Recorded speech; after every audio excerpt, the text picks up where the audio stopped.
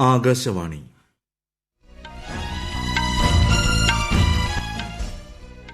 നമസ്കാരം. വാർത്തകൾ വായിക്കുന്നത് കരോൾ ത്രേസ്യാമ്മ അബ്രഹാം.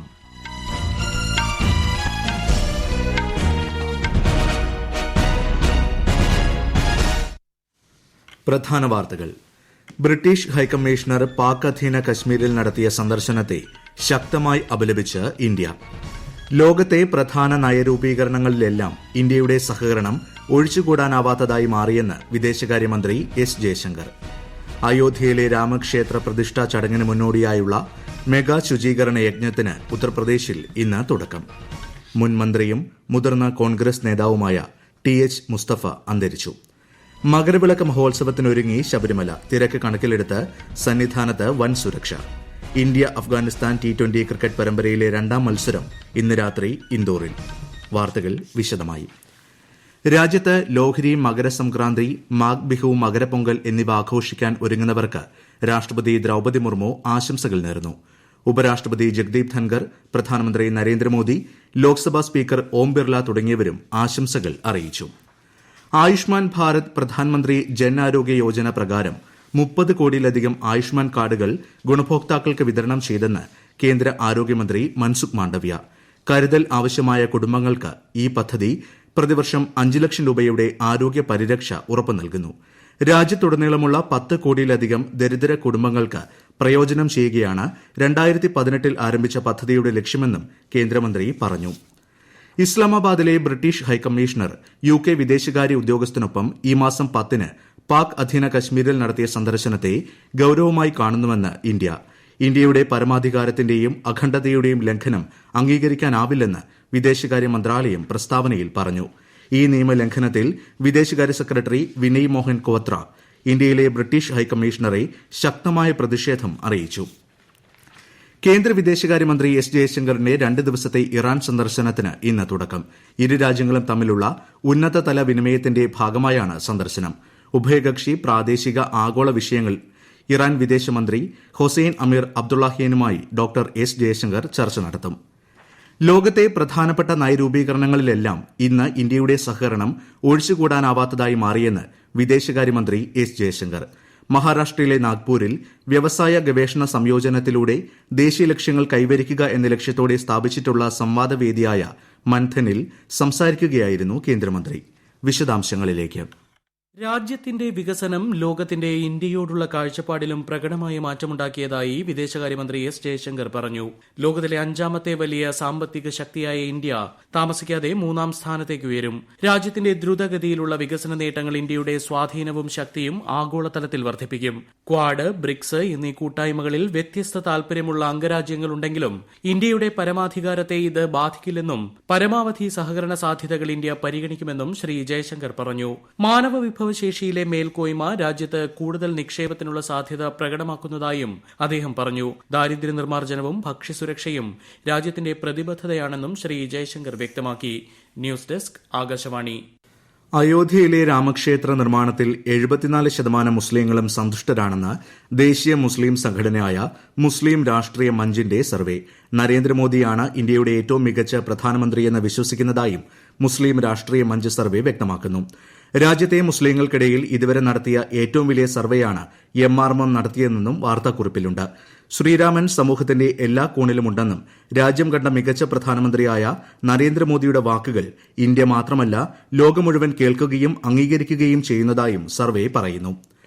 അയോധ്യ രാമക്ഷേത്രത്തിന്റെ പ്രാണപ്രതിഷ്ഠാ ചടങ്ങിന് ദിവസങ്ങൾ മാത്രം ശേഷിക്കെ സംസ്ഥാനത്തെ ആരാധനാലയ പരിസരങ്ങൾ വൃത്തിയാക്കുന്നത് ലക്ഷ്യമിട്ടുള്ള മെഗാ യജ്ഞത്തിന് ഉത്തർപ്രദേശിൽ ഇന്ന് തുടക്കമാകും. മുഖ്യമന്ത്രി യോഗി ആദിത്യനാഥ് ആണ് പരിപാടിക്ക് തുടക്കം കുറിക്കുക. ഈ മാസം 22 വരെയാണ് പ്രചാരണം. അയോധ്യ ബസ് സ്റ്റാൻഡിൽ നിന്നും 50 വൈദ്യുത ബസ്സുകൾ, 25 ഗ്രീൻ ഓട്ടോകൾ എന്നിവയുടെ സേവനത്തിനും ഉത്തർപ്രദേശ് മുഖ്യമന്ത്രി തുടക്കമിടും. ഇന്ന് അയോധ്യയിലെത്തുന്ന അദ്ദേഹം ക്ഷേത്ര നിർമ്മാണത്തിന്റെ പുരോഗതിയും വിലയിരുത്തും. അയോധ്യ രാമക്ഷേത്ര പ്രാണപ്രതിഷ്ഠാ ചടങ്ങിനോടനുബന്ധിച്ച് ഉത്തർപ്രദേശിലെ ചൌധരി ചരൺ സിംഗ് ഘാട്ടിൽ ലോകത്തിലെ ഏറ്റവും വലിയ ഫ്ളോട്ടിംഗ് സ്ക്രീൻ സ്ഥാപിക്കുമെന്ന് മുഖ്യമന്ത്രി യോഗി ആദിത്യനാഥ്. അയോധ്യ നഗരത്തെ ആധ്യാത്മിക കേന്ദ്രമാക്കുന്നതിന്റെ ഭാഗമായാണ് ഇത്. സ്ക്രീനിൽ ജനങ്ങൾക്ക് ചടങ്ങ് തത്സമയം വീക്ഷിക്കാനാകും. തുടർന്ന് അയോധ്യ നഗരത്തിന്റെ ചരിത്ര വികസന നാൾവഴികളും പ്രദർശിപ്പിക്കുമെന്നും മുഖ്യമന്ത്രിയുടെ ഓഫീസ് അറിയിച്ചു. പാർലമെന്റ് സുരക്ഷാ വീഴ്ച കേസിൽ അറസ്റ്റിലായ 6 പേരെയും ഡൽഹി പാട്യാല ഹൌസ് കോടതി ഈ മാസം 27 വരെ ജുഡീഷ്യൽ കസ്റ്റഡിയിൽ വിട്ടു. കേസിൽ അന്വേഷണം പൂർത്തിയാകുന്നതുവരെ ഇവരുടെ ജുഡീഷ്യൽ കസ്റ്റഡി ആവശ്യപ്പെട്ട് ഡൽഹി പോലീസ് കോടതിയെ സമീപിച്ചിരുന്നു. അറസ്റ്റിൽ കഴിയുന്നവരിൽ ഒരാളൊഴികെ നുണപരിശോധനയ്ക്ക് സമ്മതം നൽകിയിട്ടുണ്ട്. കഴിഞ്ഞ മാസം 13-നാണ് പാർലമെന്റിൽ സുരക്ഷാ വീഴ്ചയുണ്ടായത്. ഈ വാർത്തകൾ ആകാശവാണിയിൽ നിന്ന്. ആകാശവാണി വാർത്തകളും വാർത്താധിഷ്ഠിത പരിപാടികളും all India radio news Thiruvananthapuram എന്ന യൂട്യൂബ് ചാനലിൽ ലഭ്യമാണ്. കൂടുതൽ വാർത്തകൾക്കായി all India radio news Thiruvananthapuram എന്ന ഫേസ്ബുക്ക് പേജും @ARnews_TVM എന്ന എക്സ് ഹാൻഡിലും സന്ദർശിക്കാം. മുൻ മന്ത്രിയും മുതിർന്ന കോൺഗ്രസ് നേതാവുമായ TH മുസ്തഫ അന്തരിച്ചു. 82 വയസ്സായിരുന്നു. വാർദ്ധക്യ സഹജമായ അസുഖത്തെ തുടർന്ന് കൊച്ചിയിലെ സ്വകാര്യ ആശുപത്രിയിലായിരുന്നു അന്ത്യം. 5 തവണ MLA പദവിയിലെത്തി. ആലുവ, കുന്നത്തുനാട് നിയോജക മണ്ഡലങ്ങളെയാണ് പ്രതിനിധീകരിച്ചത്. KPCC വൈസ് പ്രസിഡന്റ് പദവി വഹിച്ചിട്ടുണ്ട്. 14 വർഷം DCC പ്രസിഡന്റായിരുന്നു. മകരവിളക്ക് മഹോത്സവത്തിന് ഇനി ഒരു ദിനം മാത്രം. തിരക്ക് കണക്കിലെടുത്ത് സന്നിധാനത്ത് വലിയ സുരക്ഷയാണ് ഒരുക്കിയിട്ടുള്ളത്. തിരുവാഭരണ ഘോഷയാത്ര റാന്നിയിലെത്തി. മകരവിളക്കിന് മുന്നോടിയായി സന്നിധാനത്ത് ഇന്ന് ബിംബശുദ്ധിക്രിയകൾ നടക്കും. നാളെ സന്ധ്യയോടെ പൊന്നമ്പലമേട്ടിൽ തെളിയുന്ന മകരജ്യോതിയും ആകാശത്തുദിക്കുന്ന മകരനക്ഷത്രവും കാണാൻ നിരവധി ഭക്തരാണ് സന്നിധാനത്തും ദർശന സൌകര്യമുള്ള പരിസര പ്രദേശങ്ങളിലുമായി തമ്പടിച്ചിട്ടുള്ളത്. കോൺഗ്രസ് നേതാവ് രാഹുൽ ഗാന്ധി നേതൃത്വം നൽകുന്ന ഭാരത് ജോഡോ ന്യായ് യാത്രയ്ക്ക് ഇന്ന് തുടക്കം. മണിപ്പൂരിൽ നിന്ന് മുംബൈ വരെ 6700 കിലോമീറ്റർ ദൂരം യാത്ര പിന്നിടും. 15 സംസ്ഥാനങ്ങളിലൂടെയുള്ള യാത്ര 66 ദിവസം നീണ്ടു നിൽക്കും. യാത്രയിൽ പങ്കെടുക്കാൻ എല്ലാ INDA സഖ്യകക്ഷികളെയും ക്ഷണിച്ചിട്ടുണ്ടെന്ന് AICC general secretary KC Venugopal സമൂഹമാധ്യമത്തിൽ കുറിച്ചു.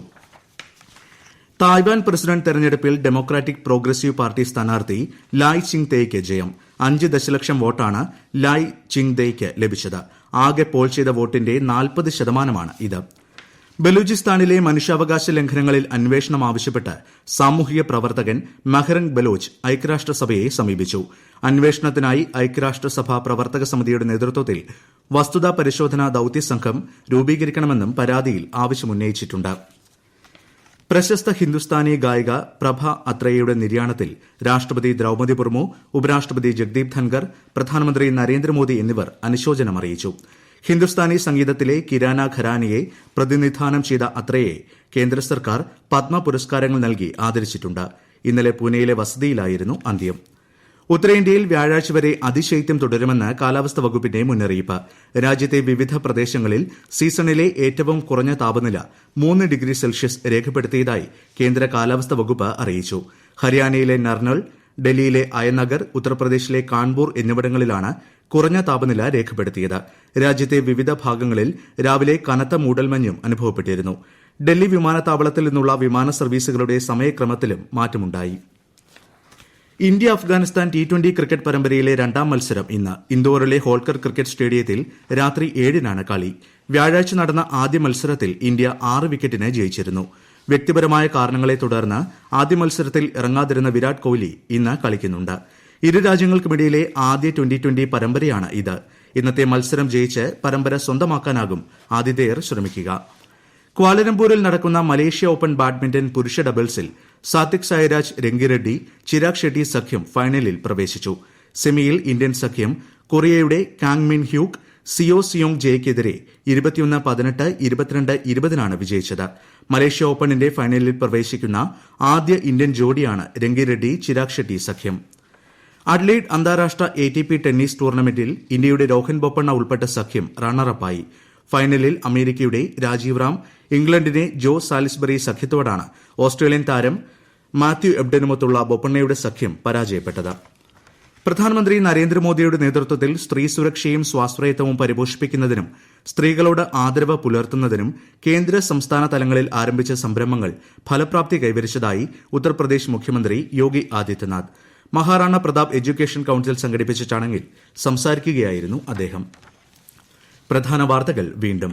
ബ്രിട്ടീഷ് ഹൈക്കമ്മീഷണർ പാക് അധീന കശ്മീരിൽ നടത്തിയ സന്ദർശനത്തെ ശക്തമായി അപലപിച്ച് ഇന്ത്യ. ലോകത്തെ പ്രധാന നയരൂപീകരണങ്ങളിലെല്ലാം ഇന്ത്യയുടെ സഹകരണം ഒഴിച്ചുകൂടാനാവാത്തതായി മാറിയെന്ന് വിദേശകാര്യമന്ത്രി എസ് ജയശങ്കർ. അയോധ്യയിലെ രാമക്ഷേത്ര പ്രതിഷ്ഠാ ചടങ്ങിന് മുന്നോടിയായുള്ള മെഗാ ശുചീകരണ യജ്ഞത്തിന് ഉത്തർപ്രദേശിൽ ഇന്ന് തുടക്കം. മുൻമന്ത്രിയും മുതിർന്ന കോൺഗ്രസ് നേതാവുമായ TH മുസ്തഫ അന്തരിച്ചു. മകരവിളക്ക് മഹോത്സവത്തിനൊരുങ്ങി ശബരിമല. തിരക്ക് കണക്കിലെടുത്ത് സന്നിധാനത്ത് വൻ സുരക്ഷ. ഇന്ത്യ അഫ്ഗാനിസ്ഥാൻ T20 ക്രിക്കറ്റ് പരമ്പരയിലെ രണ്ടാം മത്സരം ഇന്ന് രാത്രി ഇൻഡോറിൽ. വാർത്തകൾ കഴിഞ്ഞു. അടുത്ത വാർത്താ പ്രക്ഷേപണം 12:30.